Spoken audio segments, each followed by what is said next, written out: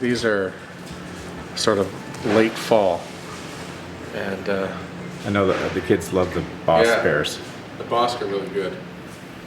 You want to do a Boss pear? Yeah, let's do that. Okay. We'll grab these ones.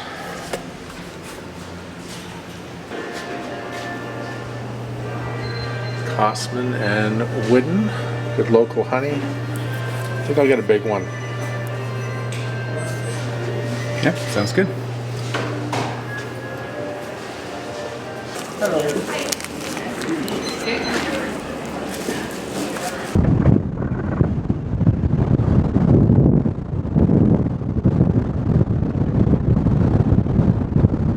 Yeah, this is the coolest thing about the valley in Nova Scotia. These little side markets that pop up in front of people's houses, and it's all done on the honor system. I just love it. So cute, and we're definitely buying one of these. So, yeah, a golden jar. It's actually, look at the beautiful logo they did and everything. It's awesome. That is so, look at that. Destiny. That's beautiful. You're holding golden destiny. Let's go make some pizza.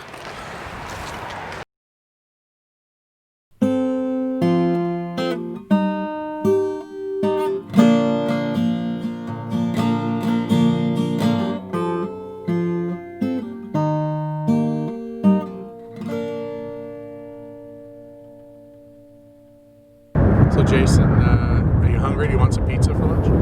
Sure. Okay, all right. Well, I just happen to have this set up here for you right now. This is Evangeline Beach at low tide. Cape Blomidon behind us. One of the most iconic views in Nova Scotia. And we're actually going to have a little bit of a pizza party. Why? Because that's what we do. This is a chef's life. So Regular Friday afternoon for us. it's Friday. This is just a Friday lunch.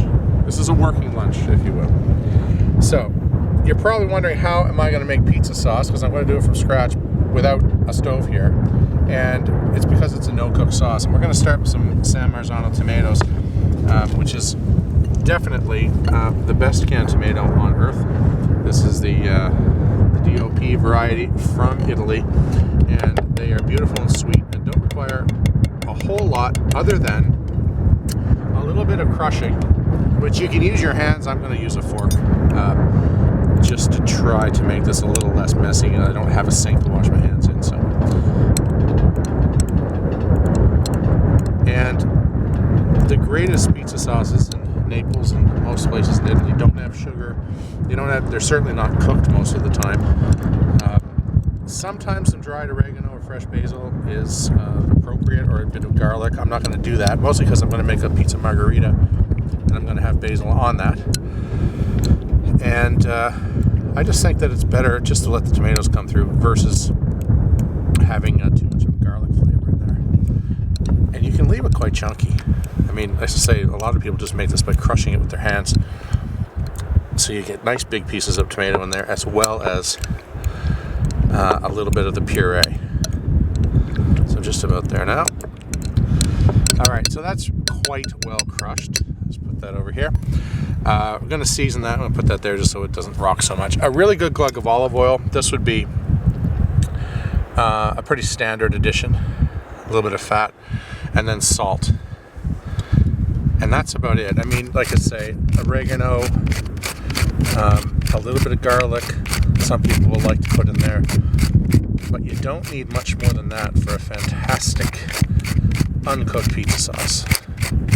Here we go. I have a spoon here.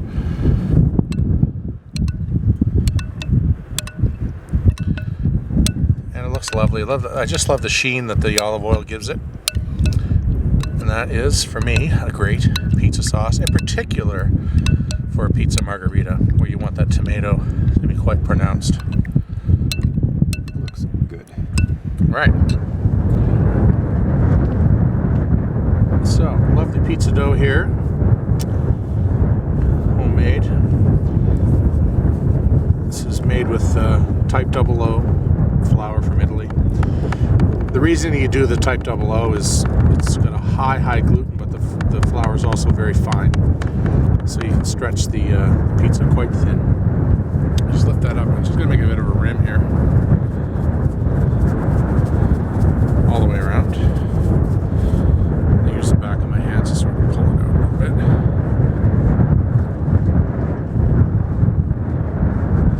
Once you get it to this point, I usually just put a little bit of on the board. So the UUNI oven, the paddle, is this stainless steel paddle, and it works really, really well.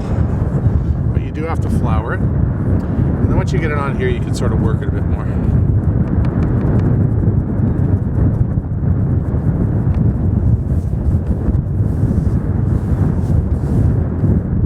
And I'm actually just going to lift that, and I'm just going to let gravity kind of stretch that out.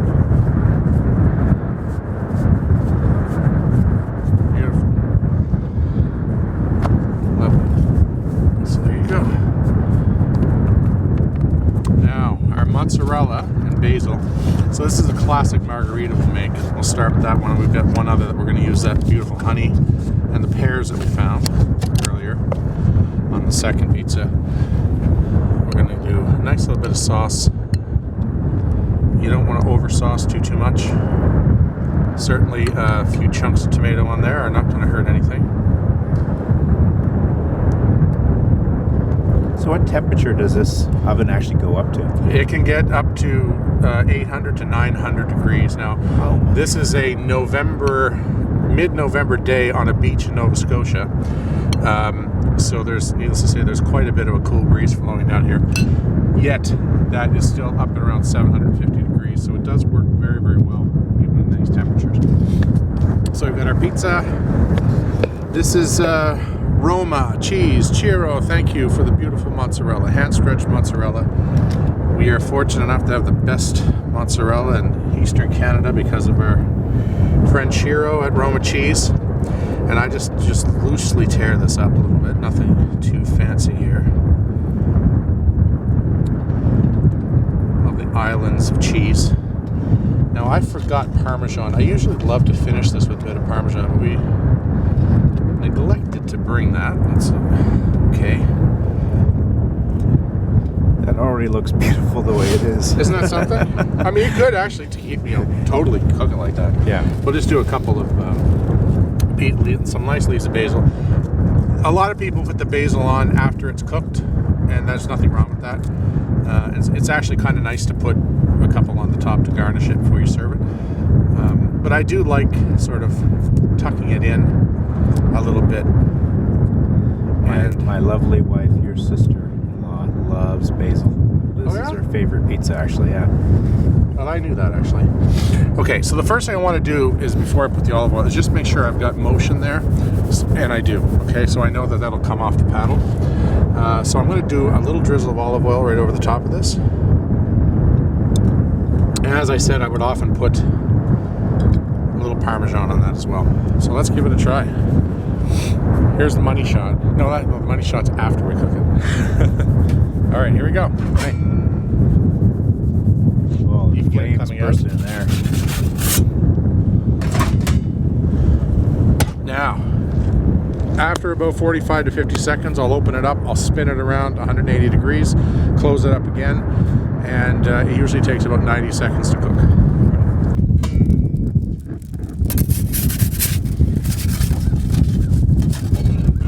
Beautiful. So I'm just going to pivot that around and put that in for another 30 to 40 seconds. Should be ready to go. Wow. Isn't that cool? That's very cool. And I love this table. Where did you buy this table here? Well, they're rare. Yeah. I did the search long and hard. It weighs 17,000 tons. Right, yeah. It was hard to get down here on the beach, but It's worth it. It's worth it. all right. I think we're about ready. Here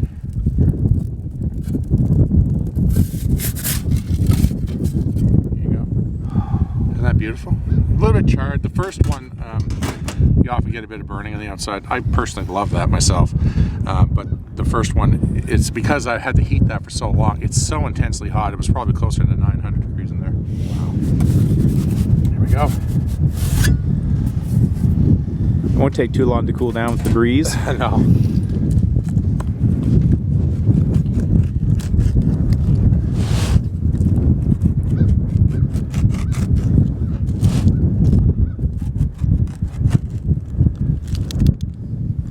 not a bad lunch in 90 seconds on a beach. What do you think? That's crazy. Great, man. I'll have to do the first bite here. Because that's what you do on a cooking show, right? You take the first bite.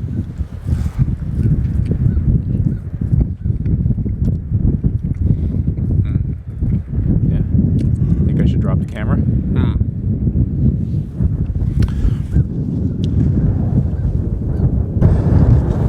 So let's make another one using the stuff that we found at the market. So we've got that gorgeous honey that we got at the side of the road.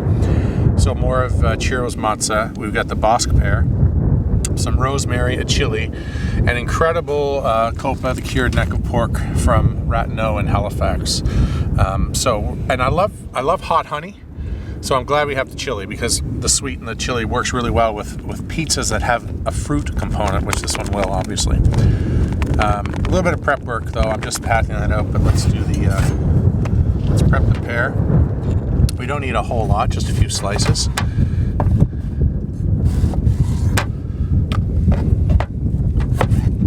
I'll get rid of that little piece.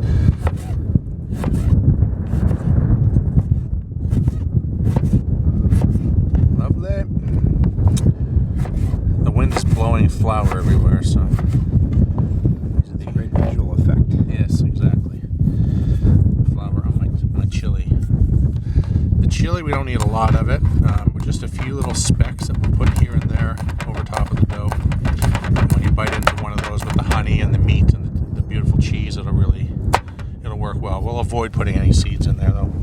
I think that's a type of culinary movement. The whole, sweet and sour and hot and sweet and that mixture of sweet and salty granola bars and all that stuff. Yeah. Well, balance is all about balance, and those sort of flavors always work. It excites the palate. Now, I'm going to do a little bit more flour because here we are. And again, just sort of letting gravity stretch that out. And I use my thumb just to sort of keep a rim on there. I'm not going to have a perfect circle. Oh, you almost lost my pizza. That would have been terrible. But this is it. We film our mistakes here. All right, I'm going to put a little bit more flour on the board. Or on our paddle. Peel, I should call it. And let's show it. You don't have to have a perfect circle. There's nothing wrong with this. All right, a little bit of sauce. Again, this one, because I have more elements, I'm actually going to try to stick a little bit more to just the saucier, less tomato chunks and more of the sauce. I've got so many other flavors here that I kind of want to shine through. All right, here we go. And you don't have to cook the copa. You really don't. It's a cured meat. It's beautiful as it is. Again, the flour has blown everywhere, but that's okay. Lovely, lovely, lovely.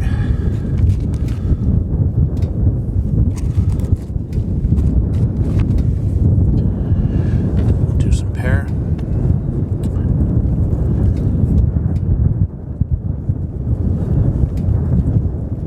Little islands of flavor. Yeah. Back to our mozzarella. Now I'm not going to put, on another pizza that had less salty meat, I might put a sprinkling of salt on the top of this. But I know that meat is salty. Right. I won't do that this time.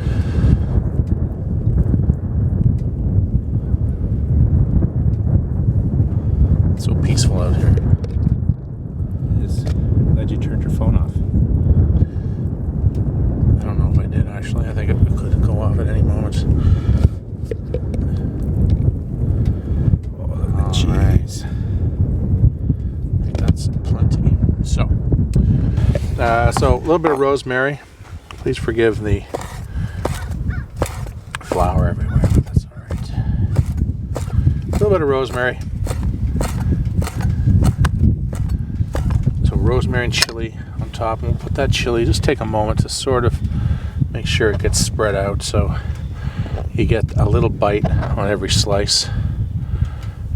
when it comes out of the oven, we put that honey over the top. It'll be lovely. So what does rosemary do, like in terms of flavor? Well, I mean, rosemary is very, very aromatic herb, for sure. And I think that people would typically not think of it in this context. However, think rosemary and pork. Think how logical that is if you're going to have a roast pork for the aroma. It also kind of mixes really well with the pear. So you've got herbaceous, you've got creaminess from the cheese, you've got saltiness, and you've got sweetness from the pear, but also the honey. So it's really sort of a super well balanced pizza that's a bit creative and unique. Having said that, I've actually never made this pizza before. We talked about that. Like, we're just sort of winging it based on what we found on the way down. So we'll see how it goes. Now, so let's check it. We're at about 50 seconds now. Okay, do a little bit of a spin. And back in.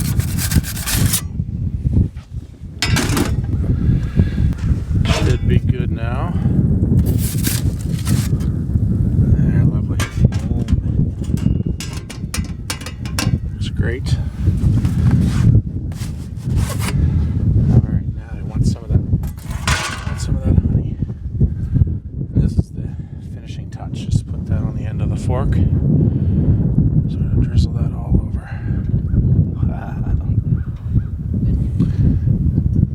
That's a sort of a Nova Scotian inspired pizza for fall, I think. A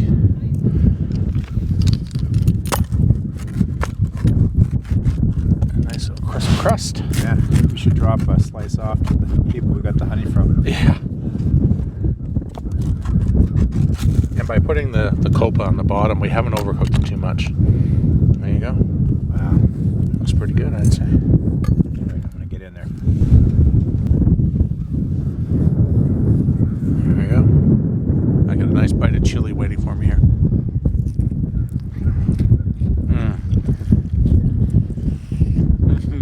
You know, flavors blending nicely. Wow. You know what? I mean, yeah, it really does work. The chili, but the rosemary is actually killer. Really? Try it. It's surprisingly amazing. Did you like your pizza? I love my pizza. Okay. I'm freezing. I can no longer feel my fingertips. Beach cooking in November, Nova Scotia. It makes for an interesting video. Yeah. But we got to figure out, maybe we should try this in May again.